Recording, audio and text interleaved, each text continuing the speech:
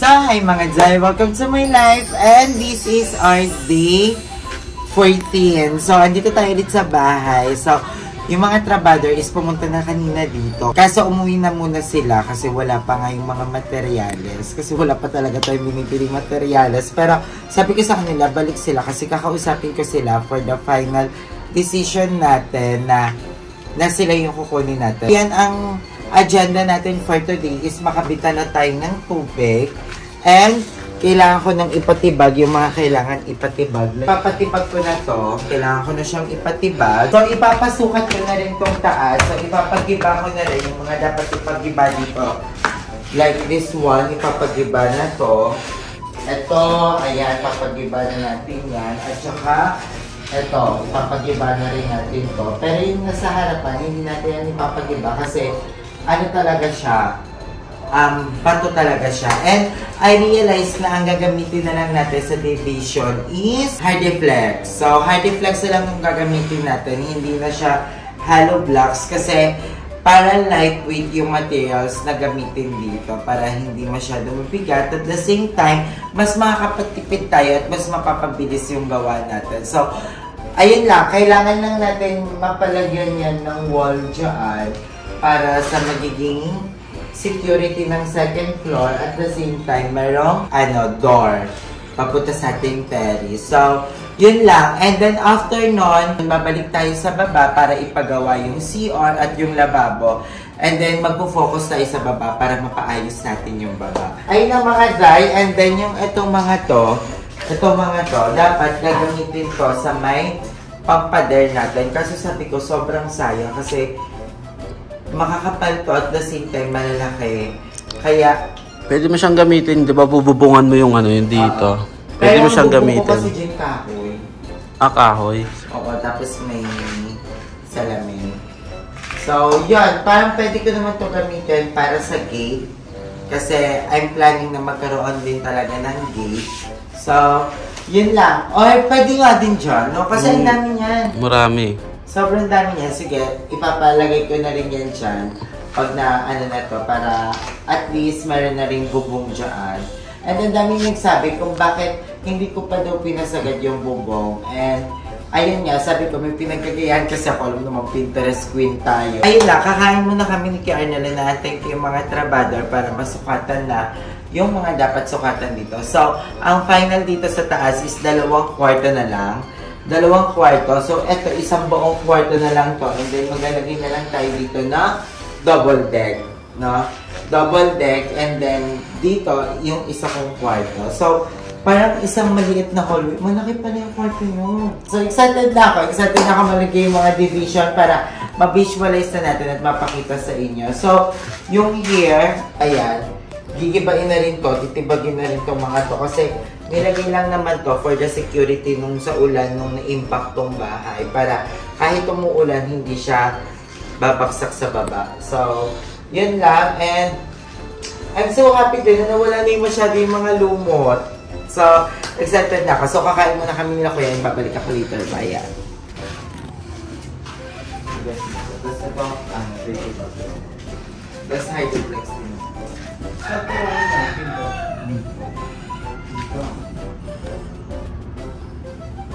Ibigay na rin niya kasi yung nagagamitin mo naman. Para pang-test na kasi dito po sa sa dyan din dito kasi nalimasin na po ng pen. Tanggalin ito. Opo. Tapos ito, division with hydroplex. Tapos ito din ito. Ito po, katong na rin. Ito lang. Ito hydroplex. Opo, tanggalin ito. Tapos hydroplex agad. Tapos pinag. Papasukat na tayo para makabili na tayo ng materyales. Dalawa. Ito hanggang dito yan yung guwet. Padiretsong gano'n. Isang buong sana. Tas dulo yung pinto. Tapos dito po. Yan, diretso rin. Diyan yung pinto. Yung pinto niya, dito. Pasok kayo dito. Hindi, hallway to eh. Ayun yung pinto sa pangalawang kwarto.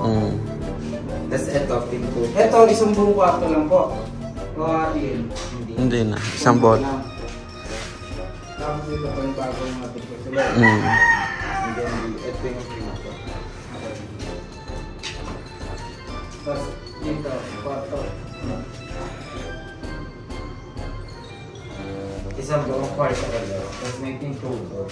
Parang mawala na siya ng laman dito. Oh, ito na yung pinaka-hallway. Tapos, parang bali dalawang pinto. Dito sa pinto tayo. Bali, pagpasok ko muna ng kwarto, mapagwala na sa kabila. Sa kanya lang yung terrace. Sa kanya lang yung terrace. Bali, pa kwarto na ito lahat. Kumbaga ito lang yung mga space niyo. Wala nang CR.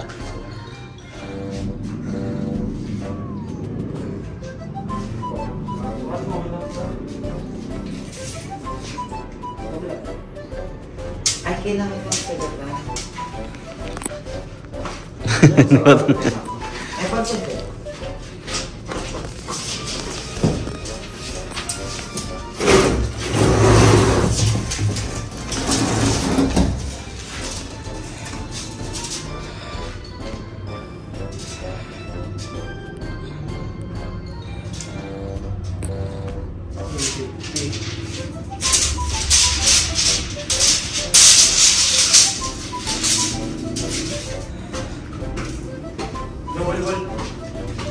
Po.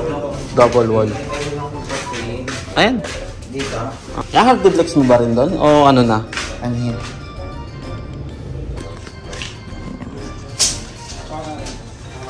Ano yung pusa ako na kanin? Kakanin. Ay, ano yun?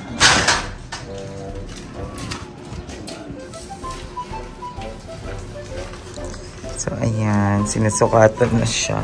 So, ayan. Nagkakasukatan na sa taas. And, nagkaintindihan na kami nila kuya about sa plan. So, I'm so happy. And, gutom na ako. Para akong babaksak, mga day. So, kailangan ko lang kumain. Subo lang. Wait lang. So, susubo lang ako mga day. Dahil gutom na talaga ako. Di ko na kaya. So, ayan, nasunod. So, excited na ako. Pag nalagyan na ng division yon, babalik tayo dito sa baba para ayusin na to. So, exciting. So, ayan.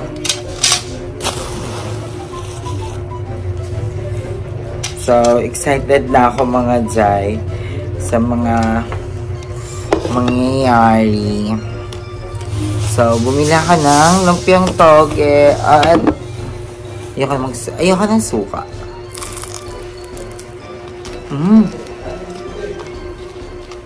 Ang sarap.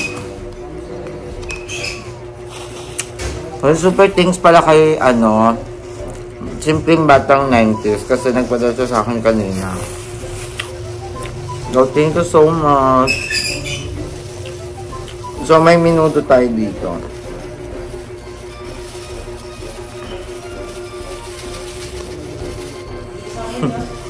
Ganto ako sa live ko kanina kasi inaano ako ng mga nanonood kay Simpleng Batang 90s. Pero sobrang bait ni Simpleng Batang 90s.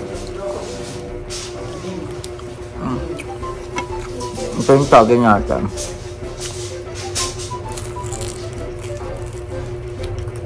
Nagkape lang ako kanina.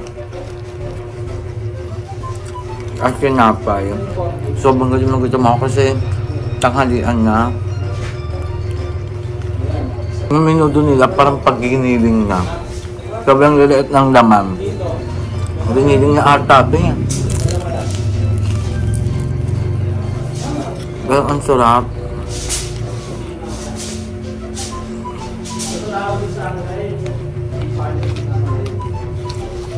Tapos ito mga day, papagiba ko na din to today.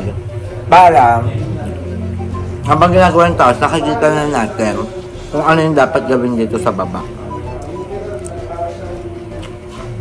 Sabi ng mga dahil natin, i-dispose na, ilabas na, kasi yung mga gamit na yun, mapapakinabangan pa. So, sabi ko, tapusin na muna yung taas, tapos lahat ng gamit, iakit na muna sa taas doon sa terrace. Kasi hindi ko pa naman gagawin yung terrace eh. Dito lagi nang tutulog si Kuya Arnel. Hindi ko ba hindi ka nagtatakot? Kasi walang pinto, yung bintana, buo na patapat mo. Parang daw. Kasama niya daw si Papa.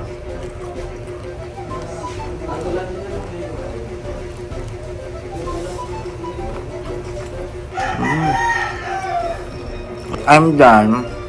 Tapos next na si Kuya Arnold kakain. Tayo mga day, nagkakasukatan na sa taas. So, ayan, habang nagkakasukatan tayo, gusto ko lang mag-thank you and mag-shout out sa lahat ng mga day natin na nag-comment. So, pinili ko yung Hardiflex kasi yun yung madaming nag-comment talaga. And I think, syempre, mas makikinig ako sa majority dahil I know na mas madami kayong experience sa akin kasi kami ngayon, kami dalawa lang ni Kuya Arnold nandito and ako wala naman akong alam about sa mga ganyan. So, thank you so much mga day sa mga suggestions. So, basahin natin.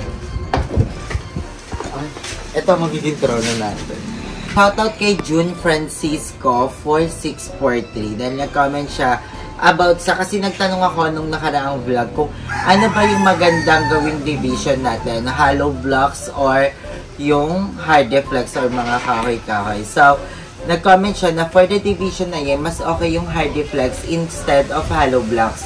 Kakainin ng space yun, tas konting polish lang sa Hardiflex, then primer, then pintura. So, na-realize ko din kasi pagka hollow blocks yung nilagay natin, i-finish pa natin yun, finish pa, tapos so maasik trabaho dahil. So, and at the same time magastos. Hindi naman sa nagtitipid pero gusto na namin magpasko dito.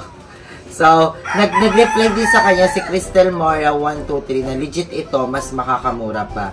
At nag-comment din si Ada Velas 9824 na true sa amin nga flexboard / Hardiflex din. Magpo 14 years na tong bahay namin, hindi pa siya nasusunog, diba? So, maganda din siguro talaga yung Hardiflex. And yung nasa plano talaga namin is lightweight lang. Yung dating-dati pang plano dito sa bahay is Hardiflex din talaga para lightweight lang. And nag-comment din si Ellen Guerrera 3164. Sabi niya, Hardiflex po para space saving plus labor wise, mas mura at mas mabilis matapos. Sabi naman ni Zentrix Hermosa, Hardiflex muna din Zay Aye para matapos na makalipat na kayo.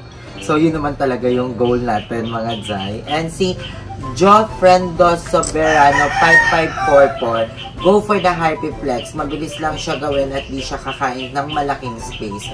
No need na ipalitada at finishing. Konting sanding lang din, primer and or pintura na agad. Pati kisa may Hardiflex para dito na gustong init galing bubong. Suggestion ko lang, plywood na lang ang division sa kwarto mo ay para di makain ng space ng kwarto mo. Saka mas mura din. Huwag Hardiflex ang gamitin sa division kasi pag sinasadyang napangga kayo sa division ng Hardiflex at napalakas, mabibiyak yung Hardiflex. So, ayun, sabi yun ni Cheryl Tabahonda. And sabi naman ni Ellen Nolasco, suggest mas magandang marine plywood, dapat mas lightweight lang ang taas at mas press ko lang once you want to change, madali lang kasi mababaklas lang siya. So, ang daming nag-comment about sa mga materials na gagamitin. Pwedeng Hardiflex, pwedeng plywood, marine plywood, pwedeng gypsum. So, ang napili ko is Hardiflex na lang. And may nag-comment din, tulad na sabi ni ate na baka madaling mabasag. So, hindi naman siguro kami magbabanggaan doon, diba? Hindi naman namin siguro susuntokin yun. So, konting ingat na lang siguro. Pero, yun lang, maliliit na tao lang naman kami. And, yun na, excited na ako. So, sinusukatan na siya. And, I'm so excited sa magiging result ng ating gagawing division. So, ayun lang mga Zay. And, bibili pa ako ng materyales. So, gumagawa pa sila ng materyales. So, ayan, nalakad na rin ni Kuya Arnel yung tubig namin. So, magkakaroon na rin ng tubig dito sa bahay. So, I'm so excited kasi para mas mapadali yung paggawa nila. Kasi ang hirap nga na nag-iigib-igib pa sila. Tapos, hindi man namin alam kung pumapayag ba yung kapitbahay na mag-igib kami. Pumapayag ba? Hindi ko alam. O, hindi namin alam. Charot. The lang. So, ayun. And ang dami din nagsabi na ipatanggal ko daw yung puno kasi baka daw nagbablock siya ng glass. Nung kay Papa ayaw niya. Oo, si Papa kasi ayaw niya. Alam ko si Papa, maawain sa lahat. Maawain sa puno, maawain sa kahit ano, kahit ang mga daga na nanguhulong, maawain si Papa. So sabi niya kawawa naman daw kasi umiiyak din daw yung puno pag pinuputol mo yan.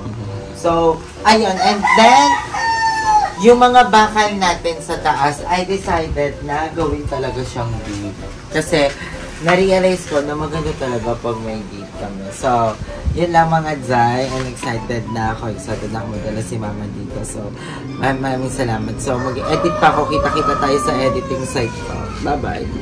So, ayan. Umuwi na yung mga trabador natin. And hinatid na siya ni Kuya. So, binigyan ko na lang muna ng panggas. Kasi naiiyak ako kasi kanina late na ako nagising. Anong oras mo ako ginising?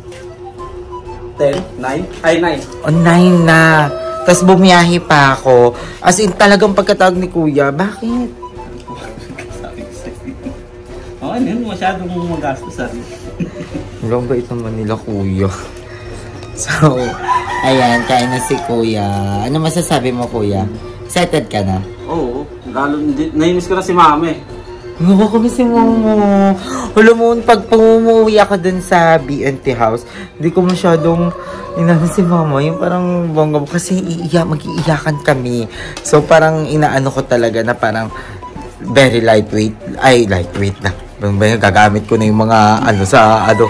So, parang medyo nilalate ko lang yung moment pag nandun ako. And kinakausap ko lang si Mama ng very, very nice. Tapos laging chat-chat lang kami. And yun, namimiss ko na si Mama. Gusto ko na dalhin si Mama di. Gusto ko nga ibisita si Mama dito eh. Kaso mahal kasi ng Grab. Magkano ang Grab pupunta dito? Parang nasa 1,000 din. Tapos balikan. Kabog. So, gusto kasi ni Mama pumunta dito. Sabi niya kahit bisita lang daw, isang araw lang. Kasi kay Mama sa sahod na lang. Kasi baka maubusan tayo ng bal. Mahal kasi ng Grab. So, yun. Nakakalakad din na si Mama. Wag. Siyempre, mas maganda pa rin naka, ano. So, ayan. Excited ka na. Excited ka na sa matapos to. Na-excited ang matapos kasi darating na si Mama pag natapos to. Kumbaga na-miss ko na si Archie sa si Mama eh. Oo, si Archie. Lalo na pag andito siguro si Archie, tapos dalawa kayo magkasama dito. Ay, rambulan talaga dito, dahil. Maintindihan nyo kami. So, ayun yung ulam namin. And, ayun. Gusto ko na din talaga makalipat dito. Buti ko hindi ka natatakot dito, no? Hindi. Kung may magpakita ba, isaving ko na lang si Papa yun. Ayun lang. So, ayan. Ito magagamit pa to. Ayan, oh. Ayun. So, i-dispose na daw lahat yan, Kuya. Ang sabi ko nga, pagkatapos ng taas, tsaka natin iakyat lahat ng mga gamit. Diba? So, ayun. For the bantay lang si Kuya dito. Kaya, buti na lang andito ka rin, Kuya. Kasi hindi ko kaya makipag-usap sa mga... Yung nahiya kasi ako, mahihain ako. Kaya, bongga yan. Paano yung mga damit mo? Madami ka ba dalang damit? Wala, ano lang. Napapansin nyo sa vlog, pare-parehas lang yung damit ko. Ano yan? Tag dito? Lang, 2 lang, 3 lang. Tapos 2 short, 5 brief. Yun lang. Lalabahan ko na lang. Malay mo naman may magpadala, oh. Sako-sako. Yung mga hindi nila ginagamit. Yung foundation. Yung mga hindi nila ginagamit padala sa'yo. So, ayan. Excited na kami. And dinisin na natin to, Kuya. One of this day. Tanggalin na talaga natin siya. Taray, nagamit mo to. Dapat nilinis mo na rin yan. Hindi mo pa nilinis. Nilipit mo pa. Kailangan na talaga kuskusin. Asan yung anong materialis? Tingnan mo, Kuya. In fairness sa materialis, konti lang siya. Pero parang mahal tong mga to. Sa pagkakaalam ko, yung Hardiflex, nasa 500 siya. So, 500 times 16 mo nga, Kuya. Tignan mo nga. Para ready ako pag nandun ako sa hardware, hindi ako mangangatal-ngatal. May metal steers pa. 20 pieces. Ang dami. Tapos blind rabbit. 1 box. Okay lang kasi darating na rin naman yung sahod. 8,000. Carry na rin. Pwede naman na 10 lang muna eh. Ganun. Kasi hindi natin alam kung kulang o sobra, di ba? Kahit yung labas lang muna. O kaya loob lang muna. Unti-unti lang hanggang sa matapos. Yung metal steers kayo magkano kaya ito? Ay naman, hindi ko alam. Tapos white sand half. Anong size ng blind rabbit nila? Ano yung blind rabbit? Yung ginagamit ni Papa, yung para siyang pako na mahaba na may tas ginaganon ni Papa na ano. Okay. Okay lang, mura lang to, sure ako. Metals. Ito yung metal mo. So, titignan na lang natin. Surprise na lang natin yung sarili natin. Papa-canvas na lang muna natin to. Tapos, pag kaya naman, ididiretso bilhin na natin. Kasi yun, okay lang naman kasi sa sahod na din naman ilang araw na lang. Parang 3 days na lang. Diba? Tapos tuloy-tuloy na ulit. Diba? Laban lang. Walang susuko. So, ayan. Sobrang laking pasasalamat ko talaga na nandito si Kuya. As in, sobrang laking tulong kasi siya yung nagbabantay ng bahay. Tapos, alam niyo ba, sa magkakapatid sa amin, talaga kami ni Kuya Arnel din yung isa sa mga pinaka-close. Actually, close ko lahat ng mga kuya ko. Bata pa ako, parang baklang possible pa lang ako.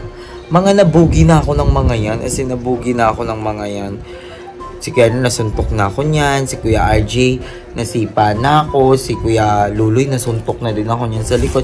So, lahat sila, na ano na din naman ako. Pero grabe, sobrang alam kong love na love nila ako hanggang ngayon. And, ilang beses na nila akong pinagtanggol ng mga yan. Si Kuya Arnel, si Kuya Luloy, si Kuya RJ, naalala ko pa. Sobrang taas ng baha.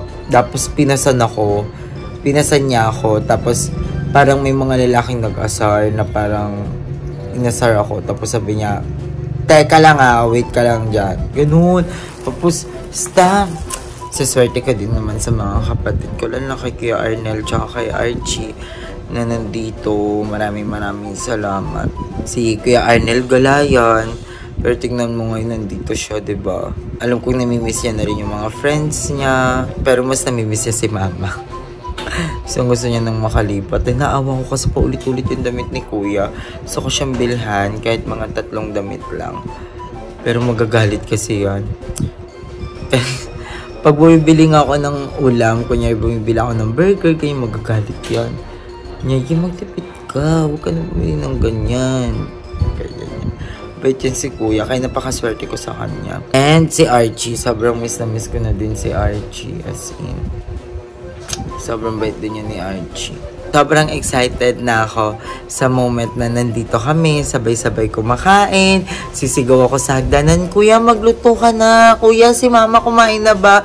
Tapos si Mama nandito sa sofa bed, nanonood ng TV. Tapos si Kuya Arnel nagluluto dun sa kusina namin. Tapos si Archie nag-ML sa kwarto niya. Excited na ako.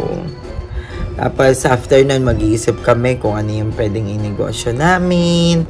Diba? So, excited na ako. Malalakan si Archie ng pintuan pag nasa galaan. Akit siya sa terrace. Charot. Excited na ako makita ni Mama to. Nagkana sa akin si Mama. Tumawag siya. Sabi niya, kahit makita niya lang daw muna yung bubong. Kasi, so gusto niya talaga pumunta dito. Nagpa-practice siya araw-araw sa hagdan.